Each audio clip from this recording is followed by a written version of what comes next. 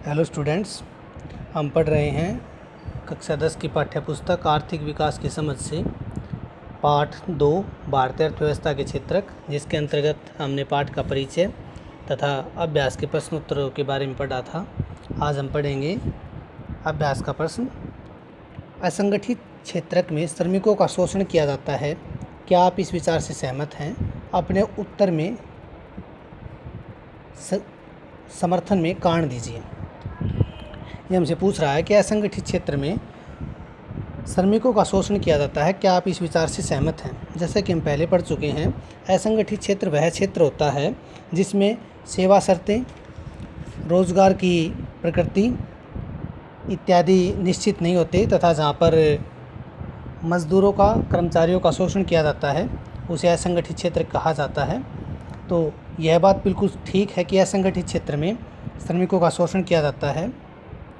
इस क्षेत्र में श्रमिकों को निर्धारित समय से अधिक समय तक काम करना पड़ता है, उनको कम वेतन दिया जाता है, उनको किसी प्रकार के अवकाश की सुविधा नहीं होती, रोज़गार की कोई गारंटी नहीं होती, कभी भी नौकरी से हटाया जा सकता है। कुछ समय जब काम कम होता है तो कुछ लोगों को काम से हटा दिया जाता है और बहुत से लोग जो हैं वो मालिक की अर्थात नियोक्ता की पसंद पर निर्भर रहते हैं। अगला प्रश्न है, आर्थिक गतिविधियाँ रोजगार की परिस्थितियों के आधार पर कैसे वर्गीकृत की जा सकती हैं? तो आर्थिक रोजगार की परिस्थितियों के आधार पर आर्थिक गतिविधियों को दो वर्गों में हम वर्गीकृत कर सकते हैं। पहला है संगठित क्षेत्र और दूसरा है असंगठित क्षेत्र, जिसके बारे में हम पढ़ चुके हैं कि संगठित क्षेत्र जिसमें रोजगार की अवधि निश्चित होते हैं, काम के घंटे निश्चित होते हैं और इसमें लगे लोग जो होते हैं वो पंजीकृत होते हैं तथा सरकारी नियमों का पालन करना पड़ता है। और असंगठित क्षेत्र में बिल्कुल इससे विपरीत होता है, काम के घंटे निश्चित नहीं होते, रोजगार की अवधि निश्चित नहीं होती, सरकार का कोई नियंत्रण नहीं होता, वेतन, अवकाश, बीमारी की छुट्टियां इत्यादि का कोई भी इसमें प्रावधान नहीं होता। अगला प्रश्न है कि संगठित और असंगठित क्षेत्रकों की रोजगार परिस्थितियों की तुलना कीजिए।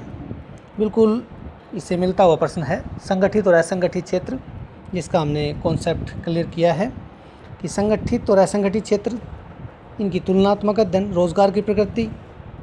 संगठित क्षेत्र में रोजगार नियमित होता है, काम के घंटे तय होते हैं, असंगठित क्षेत्र में ऐसा नहीं होता, बिल्कुल विपरीत परिस्थिति होती है। सेवा शर्तें, संगठित क्षेत्र में कर्मचारियों को जब नियुक्ति दी जाती है तो उस समय उनको कुछ सेवा शर्तें मिलती हैं जिनमें उनके वेतन का और भत्तों का और जो मिलने वाली सुविधाएं उनका वर्णन होता है, जबकि असंगठित क्षेत्र में ऐसा नहीं होता। अवकाश, संगठित क्षेत्र में कर्मचारियों को अवकाश की सुविधा भी प्राप्त होती है तथा अवकाश के अगर वो अवकाश न लेना चाहें तो उसके उनको अतिरिक्त शुल्क भी अतिरिक्त पैसे भी मिलते हैं, जबकि असंगठित क्षेत्र में ऐसा कुछ भी नहीं होता। यदि वो काम पे नहीं आते हैं तो उनका वेतन भी काट लिया जाता है। अगला प्रश्न है, राष्ट्रीय गारंटी रोजगार अधिनियम 2005 नरेगा के उद्देश्यों की व्याख्या कीजिए। नरेगा, जिसे भारत सरकार ने एक कानून बनाया था, जिसे 200 जिलों में काम का अधिकार लागू करने के लिए बनाया गया था, इसे राष्ट्रीय रोजगार गारंटी अधिनियम 2005 नरेगा कहा जाता है।